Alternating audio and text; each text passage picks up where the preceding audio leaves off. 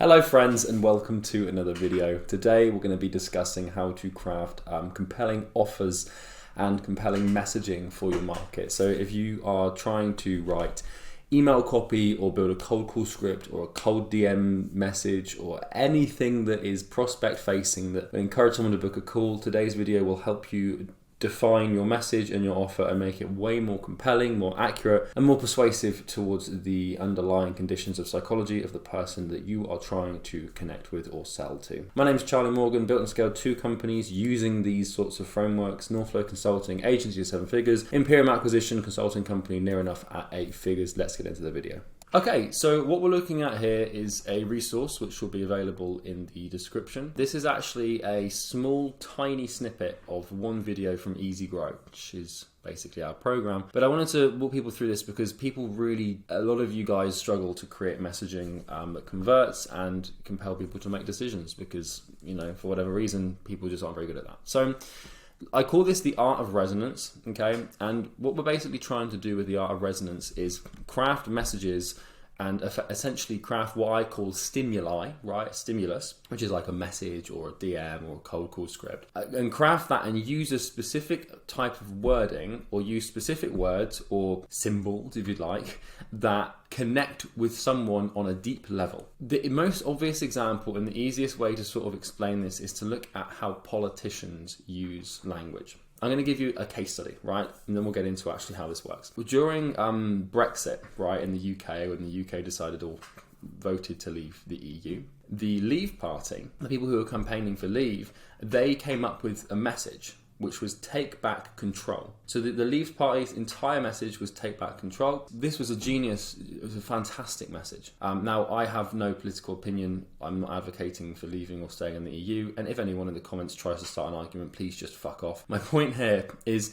a great message, right? Because what Dominic Cummings understood, he's the guy that led the party, is that there were millions, basically half the country, more than half the country, as it turns out, of people who felt as if they had no control over their lives, right? And they felt like they were drifting through and they didn't have any control. And so what he did is he used Brexit as a vehicle for someone to achieve control over their life. The campaign was brilliant, and I'm not advocating for it, but it was brilliantly well executed, very admirable in terms of political prowess, because take back control, those 3 words immediately connect with the underlying discomfort or discontent people have with their lives.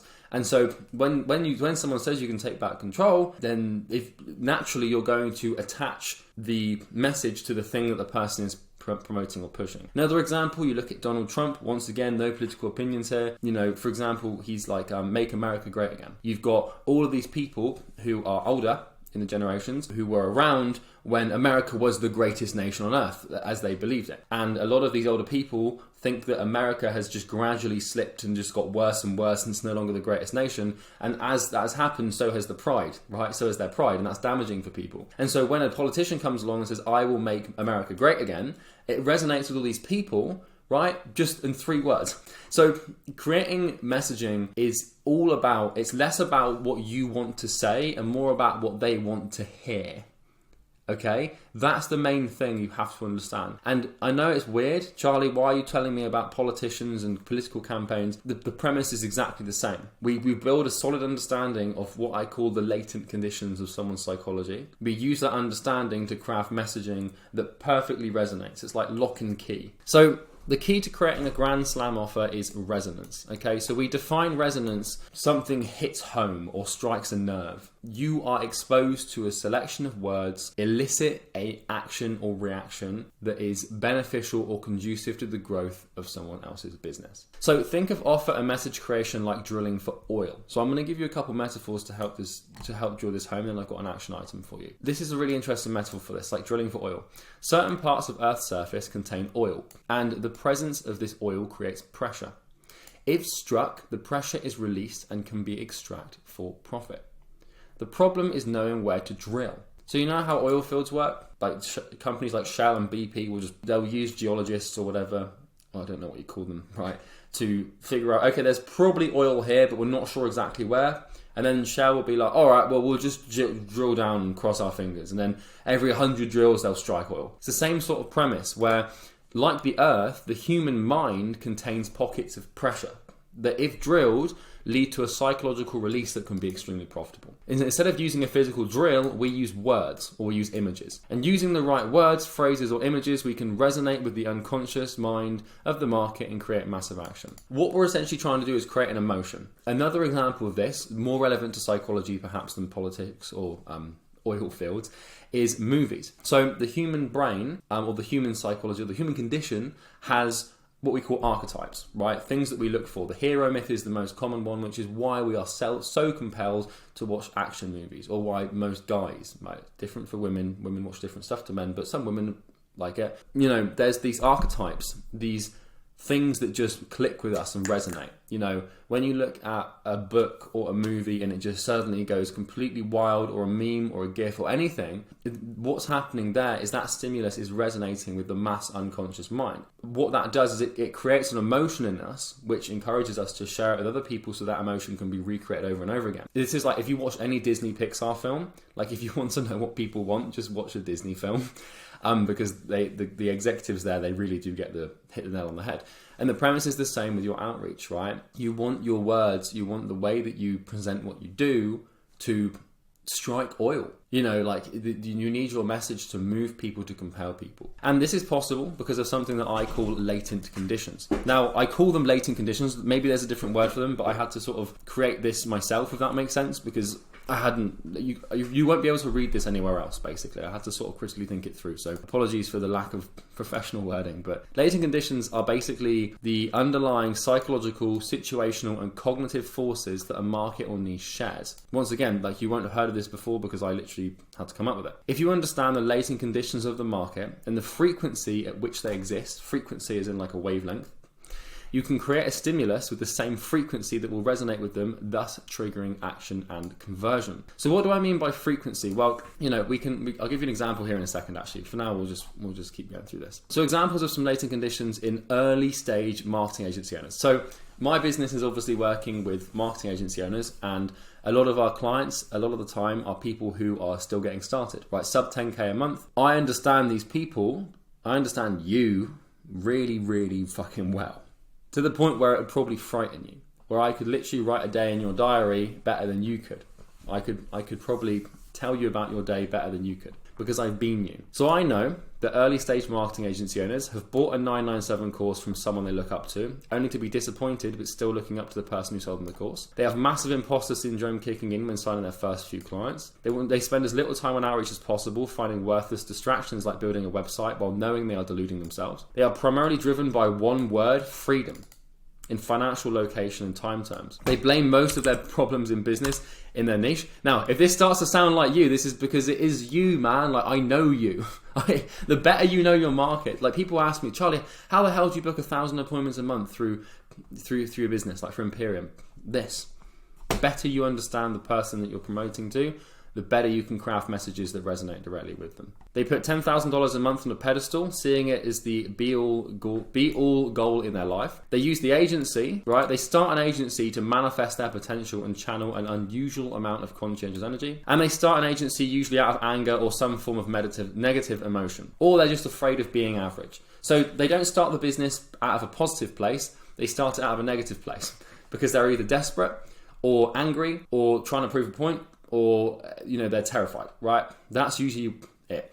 You might not be all of those things, but my point here is this is like the cornerstone of your acquisition strategy is being able to, then trust me, I could list like 30 more things like this, 40, 50 more things.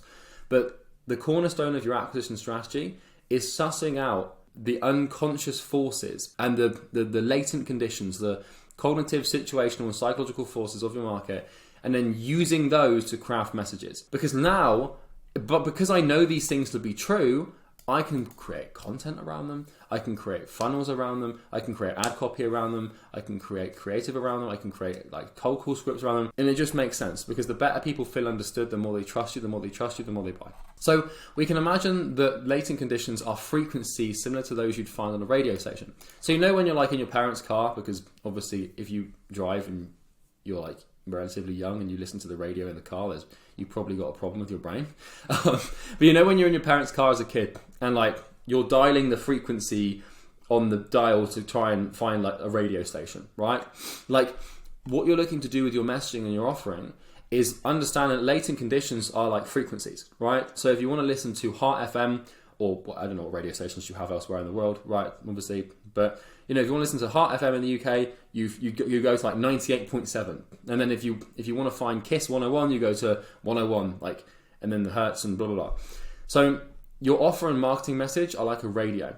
You need to tune them to a certain frequency to find a station. In this case, a station is one or more of these latent conditions. So if you know that someone has, like your market has a specific unconscious force most of the time, that is like a radio station, it's like a frequency. And so you can tune your messaging, right, to find that frequency and then take advantage of it and hear it and listen to it. And then you can obviously, it's a bit of a stretch, but you get the point. Once a radio station is found, music plays. Once a psychological station is found, action is usually taken or massive confidence and pain is built. In simpler words, marketing assets that make people feel understood invoke trust. Good marketing triggers react with existing psychological conditions to get results. So what you're trying to do here is, like, in order for someone to take action to buy from you or book a call, they need to be in a painful state and they need to have confidence you can solve that for them. You can't create pain and you can create confidence, but really what you're trying to do with your offering is amplify and extenuate the existing preconditions that would already encourage someone to take an action. And this is why niche market research is so vital to your company. And this is why sales calls are more important than anything, because you will learn all of the latent conditions you need to learn through sales calls. Just the more sales calls you do, the more information you're going to gather on your market, the more sales calls you're going to be getting. So there's a flywheel in acquisition here of basically market research, where the better you understand your customers, or the better you understand your prospects, the more prospects you can get, the better you can understand your prospects. Like, this is why I did sales calls for Imperium Acquisition. I did sales calls for basically the first whole year. I knew how to hire reps, I knew how to outsource, I knew how to manage sales reps, right? But I got my company to 100 grand a month and held it there for about a year, that being Imperium Acquisition, because I wanted to do these sales calls, because I wanted to understand these people so well. So I think I probably did like 1,500 sales calls with agency owners. And trust me, if you speak to 1,000 people in your niche and you truly listen to what they have to say and you listen back to their calls, you'll call with them and you take notes and you pay attention, you'll start to notice patterns, and then those patterns become extremely predictable, which means that you can predict the niche, which means you can obviously, you can own the thing, which is now basically what I do in conjunction with a couple of competitors, right? So I've got an action item for you. I want you to list out 5 to 10 latent conditions you know exist in your market. And if you think to yourself, oh, my niche doesn't have latent conditions, you're being an idiot. You either haven't thought hard enough or haven't done enough research, right? Like another example, let me give you an example with gym owners, right?